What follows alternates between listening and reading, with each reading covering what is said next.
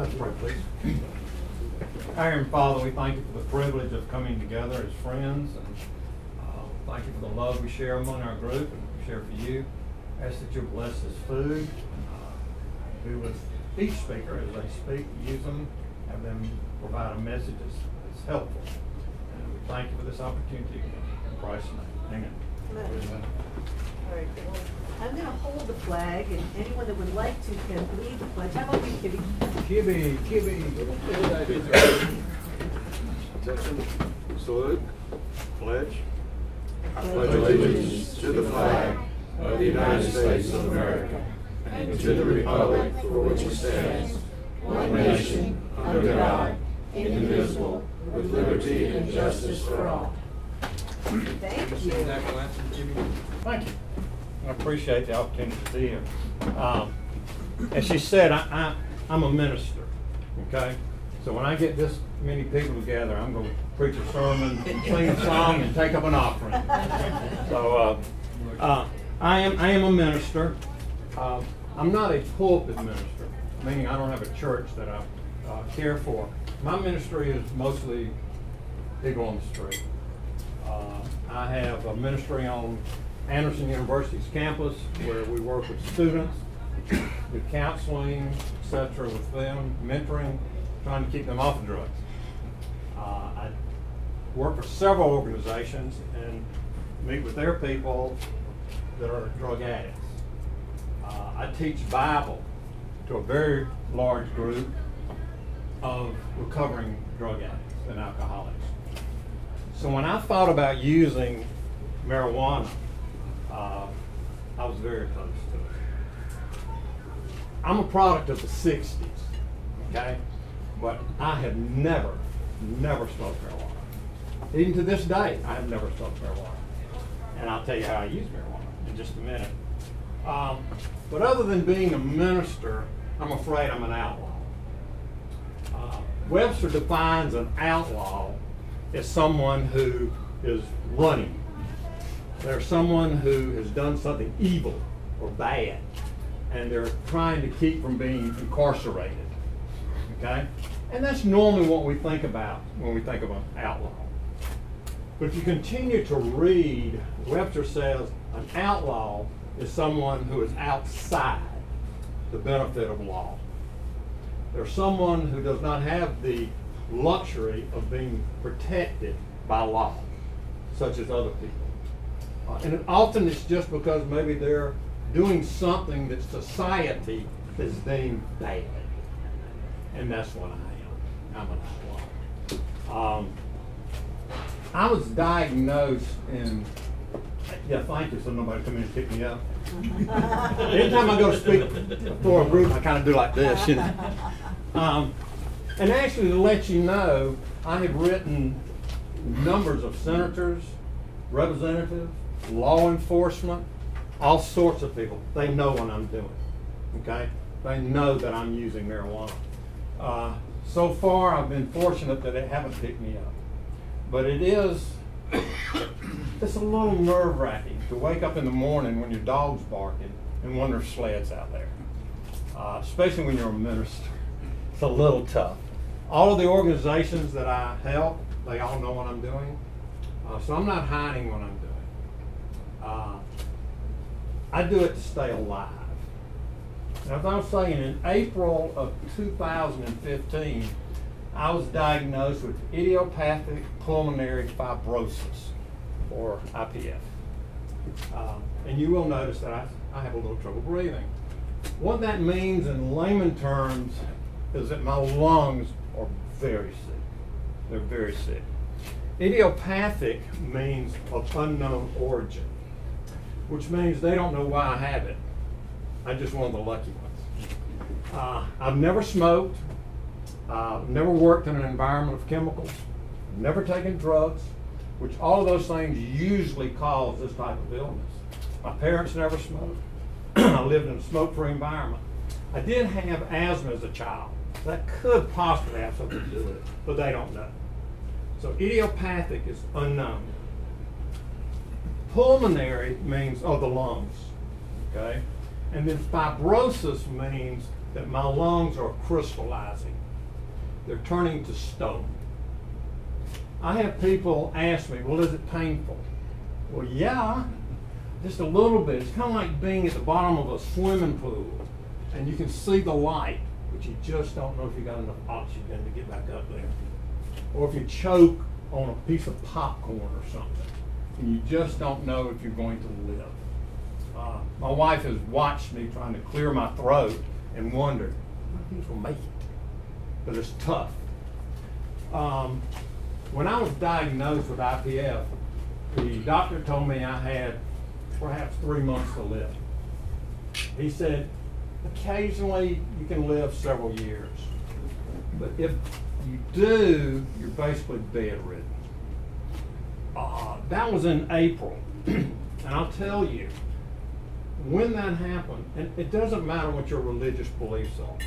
Mine are Christian, so my talk will mirror that, and I'm not apologizing. I just want you to know.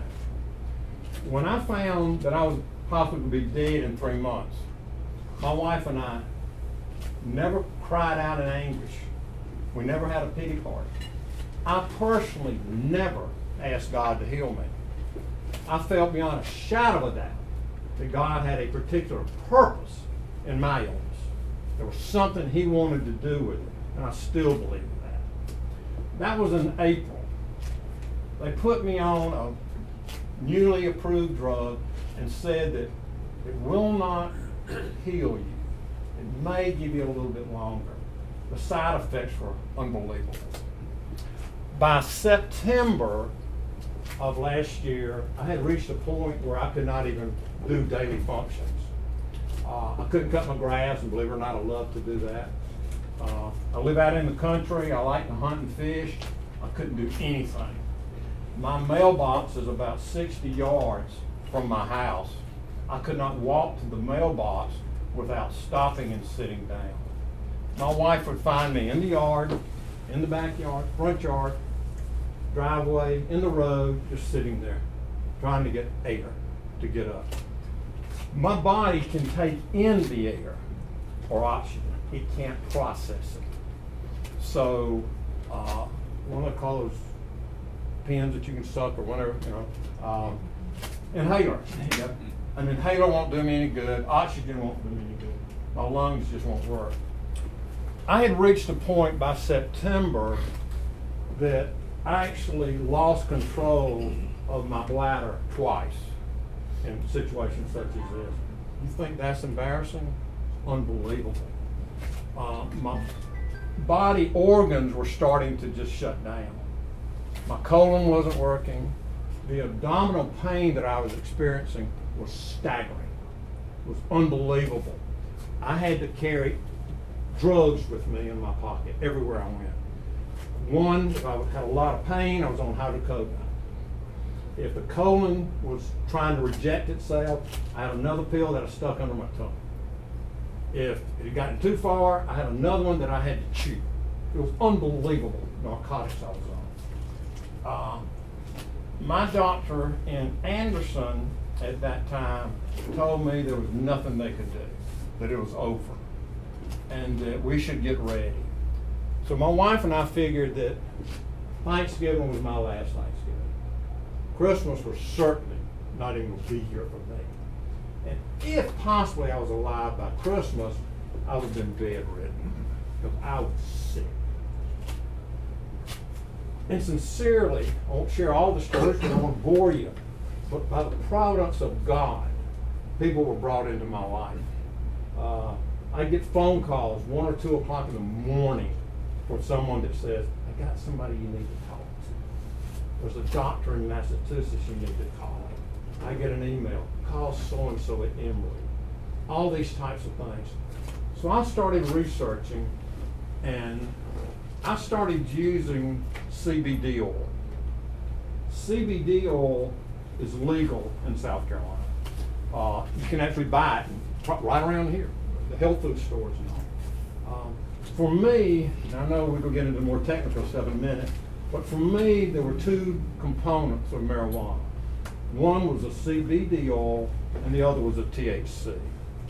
Most people know the CBD oil as the medical part of it. The THC is a hallucinogenic part, where you get stoned.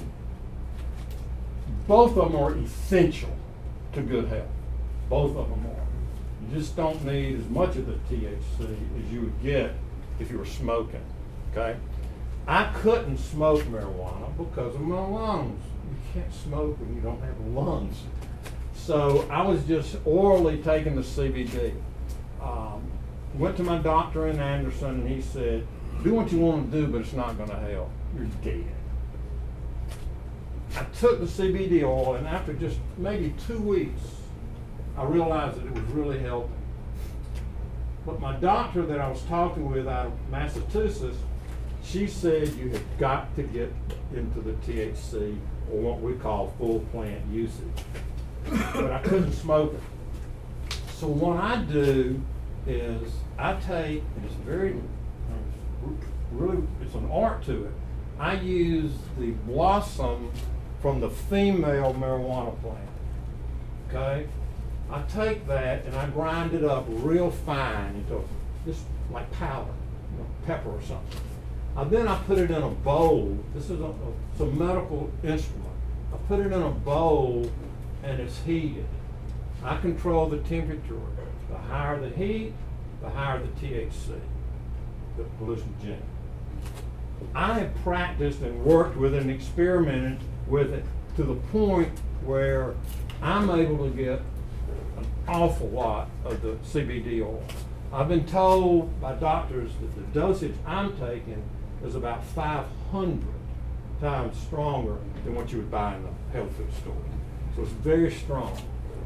And I take some of the CBD. But this hot air goes up through the marijuana and then goes into a bag, okay, like a balloon.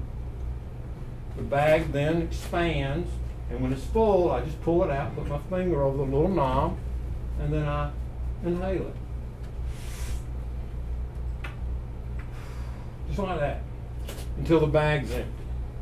Once again, I don't get high, but I get the full effect of it. The doctor in Massachusetts told me she wanted me to start using what's called a peak flow meter, which is another medical instrument. What that does is you blow into it and it tests the flow of your lungs, how your lungs are working. When they set mine up, my floor on it, or the point that they started was like 510. The goal was to just see if by any means I could get it up to around 560 or 580. At that point, I contacted Emory, told them what I was doing, told them it was illegal, but asked if a doctor in their pulmonary fibrosis or department would even talk to me. A lady, first name was Angel. How quaint. A lady doctor contacted me and set up an appointment. So I went up there and met with her, and the day that I got there, they put me through a barrage of tests, what they call lung function tests, or breathing function tests, massive machine, they hook all this stuff up to. She then compared it to where it was when I was first diagnosed with fibrosis. Now, the way I was diagnosed with IPF, because of my background, I shouldn't have it, was they did, of course, chest x-rays, MRIs, CAT scans, then they did a lung biopsy. They actually went in and took parts of my lung out, tested it, and of course, came back positive. Lucky me, pick me, you know. They compared the results of when I first started with where I was after maybe 4 or 5 weeks of me vaping the marijuana. They were astounded. The doctor took me off all medication, and told me to do nothing but use the marijuana. Set up another appointment, another barrage of tests in 6 weeks. She actually told me, if you're still alive, I would like you to come back in 6 weeks. Of course, at that point in time, we were excited that she gave me 6 weeks. So we did. I went home, took no more medication, and I started vaping 3 times a day. I would vape a bag in the morning, a bag midday, and a bag at night. When I went back for my test in 6 weeks, they were just astounded that my lungs were actually starting to regenerate, and they can't. There was a doctor there that said he had been working on lungs for 30 years, and he got in my face and was screaming at me, "It cannot happen. Your lungs cannot regenerate." He was questioning me whether I was being honest. Went home, came back to Anderson, went to the hospital. I got all my records. I got copies of the CAT scans, everything, lung biopsy, everything. Took it back to him. Gave it to him at Emory. He basically looked at it and went, "Wow." So I'm now a test patient at Emory. But the marijuana has done miraculous things for me. For a person who's never smoked marijuana, whose life is dedicated to keeping people off of drugs. But I use absolutely nothing. My medical bills were over $10,000 a month just with medicine. And now they're really nothing. An ounce of marijuana lasts me 4 or 5 months. It's just, I don't know, y'all talk about a roach, you know, a little cigarette they used to smoke. That amount of marijuana would last me for months. I use such a small amount of it. But I get the goodie out of it. I get the medical out of it. And that's what's so important. I'm going to close. I won't give y'all a chance to ask questions. But if I could, I would like to read you something. Something that I wrote. I'm a Christian author, had books published, and I do a lot of writing. So I want to read you just a short thing that I wrote. Because what concerns me is I didn't choose between pharmaceutical drugs and marijuana. I chose between marijuana and die. It's as simple as that. The drugs weren't working, so I had a choice. Either go to marijuana or die. I do what's called a resensitization program. That means every so often I come off of the drug for a period of time, hours, not long. It's in my medical records at Emory state that I could do without the marijuana for 24 hours. In 48 hours, they project I would be hospitalized. In 72 hours, they said I could very likely be dead. So it's something that's, like I said, I've chosen between marijuana and death. And I believe that God gave me this disease so that I can help other people. Because there are other people that are suffering like this. But it bothers me to know that I'm doing something that society condemns. That does bother me. I'm a minister. But still, I feel so strongly that this is what God wants me to do. I want to read you something. God is opening a door that I really do not want to travel through. But go I must in order to help others.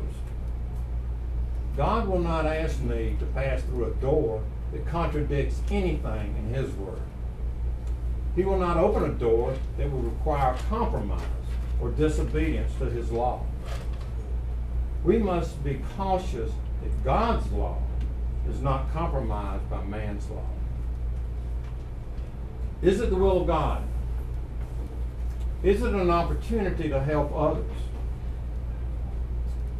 We must all be willing to rise above our own concerns and limitations and look to the higher benefit of others and, for me, the will of God.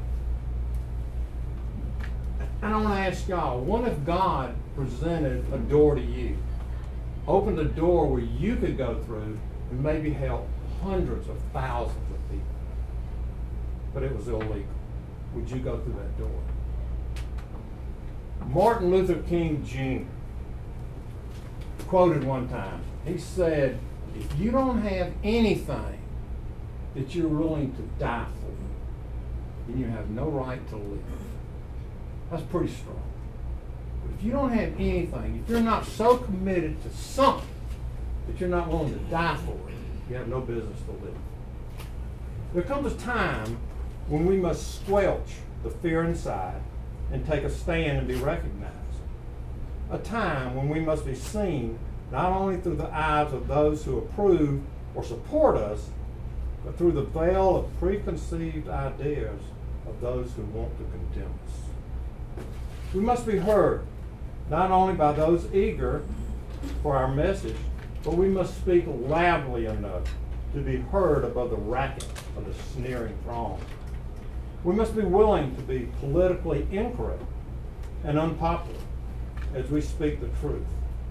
No matter what action we choose or what path we trod, our efforts should be to uplift others and meet their needs, even to raising it above our own. Obviously, I am willing to do that, because every time I speak on the medical use of marijuana, I'm just making that bullseye a little bit darker, a little bit darker. I know they're going to pick me up. I know I'm going to be incarcerated. It's just got to happen.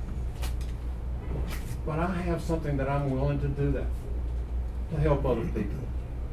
And I appreciate the opportunity to come here and speak. Thank you. Questions? Yeah, do you guys want to take questions now? And then Are you continuing to regenerate lung tissue? Yes. The only way they would, well, they think so, because that's the only reason that, the last time I was at Emory was 3 weeks ago. And they said that my function tests were those of a man younger than me with no illness. Certainly not of a man who's dying. So it's got to be regenerated. The only way they would know is to go back in and do another biopsy. That ain't fun. They can do it if they want to, but they want to wait a little while. We all breathe in molds and stuff, okay? I got some in about 2 months ago. I can't fight it off like y'all can.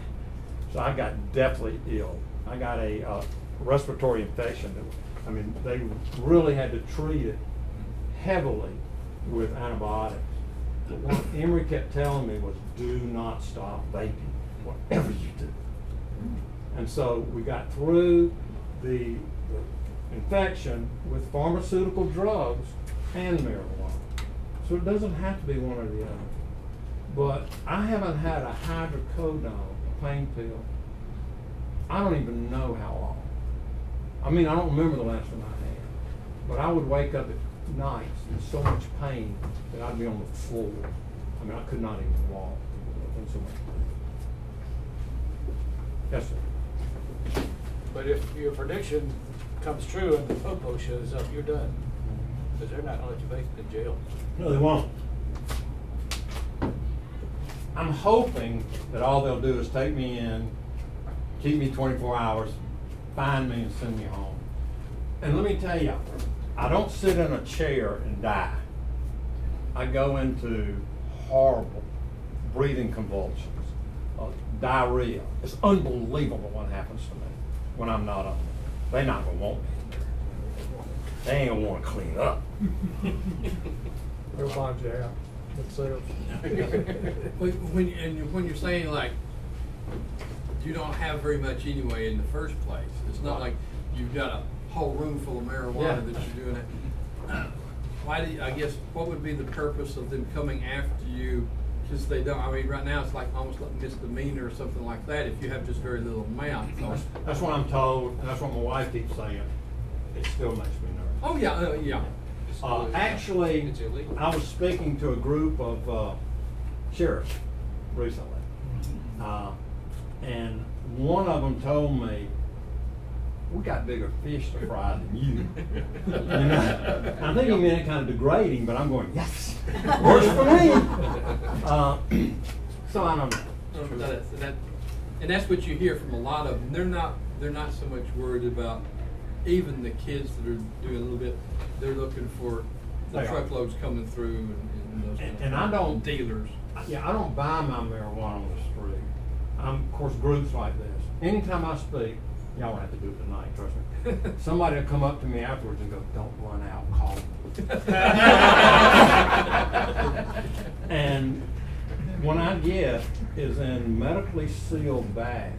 This medical. Yeah. There's no doubt. Sometimes you can see where somebody peeled a label off of it because they don't want me to know who packaged it.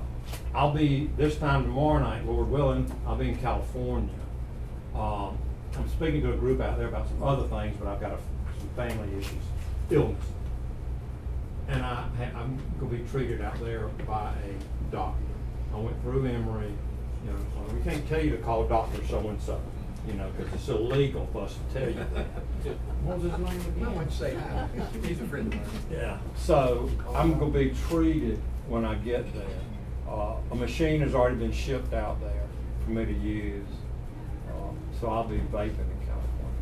But you're right, the amount of marijuana that I have at my residence, it's just nothing. It's grams. It's not even ounces. It's grams. Grams? How you read? Grams, whatever you call it. It's just a small amount. It's in a cabinet, locked up. The key's on my dresser. I've told my wife, if they show up and I'm not here, give them the key. Tell them where it is. They don't need to look for it. Just give it to them. And then I'll come by the police station if they want to arrest me. There's no need to fight it. There's just no need. Any other questions? Yes, sir. Do they have any projections on if there'd ever be a chance that you could come off of it? You Could know, this be a that's a permanent good, fix? that's a good question. When I first was on it with Emory, they said probably 18 months. Well, I'm past that. And we tried it. And it didn't work. So they wrote in my chart that I was medically addicted to marijuana. I thought that was a horrible thing to say. But they're saying no. What that means is if you get arrested and put in jail, you're going to die. And we want it on your record. I'm not psychologically addicted or physically addicted. I'm medically addicted. That means I've got to have it. Well, thank you. When's the hymns? We did the preaching a little bit, we did the talking. Leave it to Let me me. tell you, if you heard me plate, sing, He's not fast plate now. if you heard me sing, you would probably go down. Thank you very much. I would like to say. That's right.